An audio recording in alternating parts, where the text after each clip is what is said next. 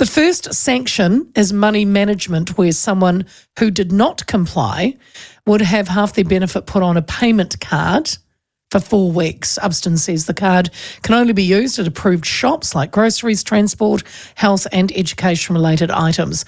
People would still get the remainder of their benefit as well as any supplementary assistance directly into their bank account.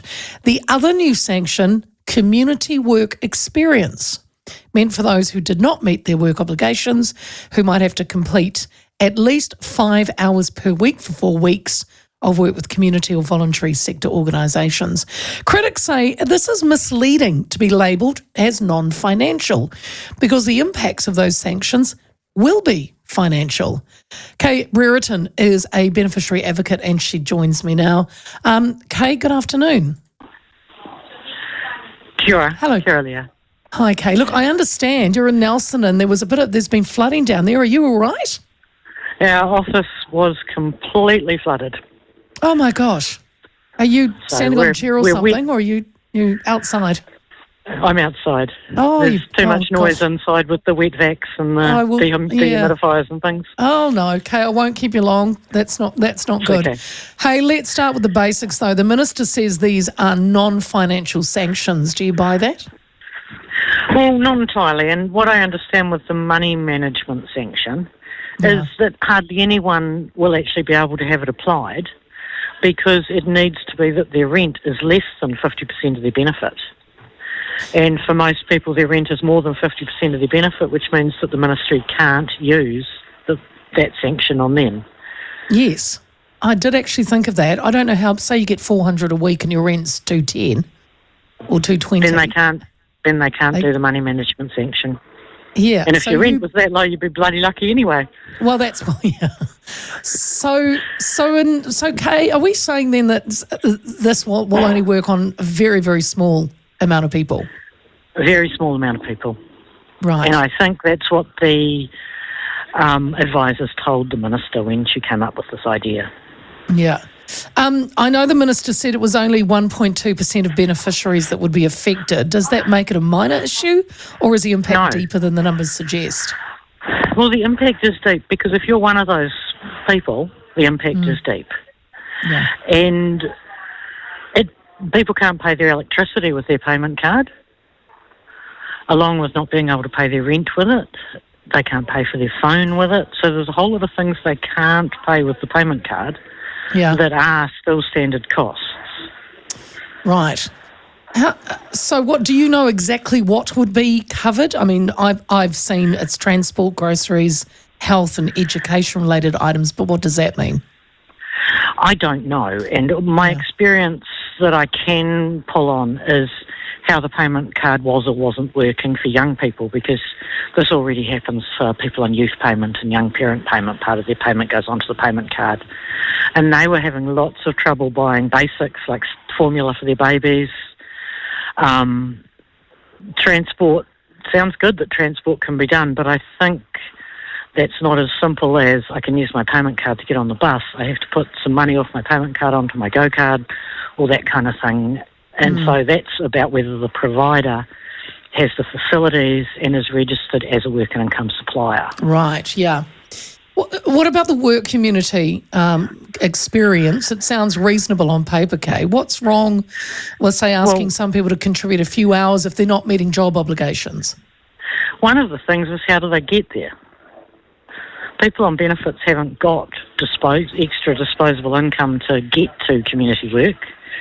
The other thing is that for most community groups, who wants someone for 5 hours for 4 weeks? We have volunteers. We have to train our volunteers. We have to police check our volunteers. It seems like there's very few community groups that will actually be able to offer what MSD is asking them to offer. You know, Kay, I have to agree with you on that, because I've worked for some charities. And, I mean, they are registered charities, and people just can't come off the street and do a bit of work for them.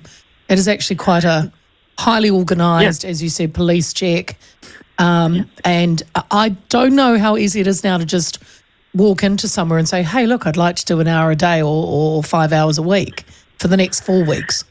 Yeah, it's not very easy. We've talked about it as advocates at our meetings and said maybe there's stuff like beach cleanups or something like that where people could get used. But Yes. mostly it is. It's police checked, it's confidential information people have access to, and you can't just have anyone. You've got to have people who are trained and hopefully hang about for longer than 4 weeks. And a lot of this I've noticed too will be at the Discretion. of MSD staff. They are going to consider a client's circumstances before deciding and or imposing any new sanction. Do you trust that will be applied fairly? Well, we have asked for and haven't yet seen the kind of guiding policy around that. I think what I understand is that first of all they're going to see if money management will work, and if someone's rent is more than 50% of their benefit, money management is out. And then they'll tell the person to go and see if they can find community work. If they can't, then it's straight to the normal sanction of 50% of main benefit. And that is when then they will actually have 50% of the money taken away after that. Yeah, so there will be a financial sanction. Yep. And then this is only for first sanctions. Yeah. When people are on second sanction, it's 100% of benefit regardless of, they don't get a second go at money management or anything. So they go from maybe having their money on a money card to 100% of their benefits stopped the next time. Wow. That's the second sanction. Yeah. And there's something really important I need to tell you, Leah, which is that there's a section in the Social Security Act, Section 252, which very specifically sets out what should be in a notice that gets sent to someone when they're being considered for a sanction, so when they're on orange. We feel that in a lot of cases, those notices are actually not compliant with Section 252 because we have people coming in going, I don't know what it is that I failed to do. And the letter is supposed to specify so that they know what it is they failed to do, but a lot of people don't. Okay. So that's interesting. So MSDs, well, some in there are failing to actually communicate with those on a benefit to give and not telling them exactly why suddenly they're on this money management or community work. And we've raised this with MSD. Yeah. And initially they said, yes, you're right, our notices don't comply. And then they sent me another letter saying, oh no, that wasn't really our real position. And we'll fix it in October. Oh. So I feel quite angry that knowing that their notices are not necessarily compliant, and they've agreed they're not compliant in all cases, they are going ahead with more sanctions. Rather than, to me, they should be suspending them until they get their messaging right and make sure that they're complying with the law. Kay, when I spoke with the Minister Upston, I think it was 3 weeks ago, I asked about, MSD communicating with people, and she was saying that with the traffic light system, it's easy for people to get in on an app or something, or go into MSD and see clearly where they are. They can see they're on orange, but they don't know why.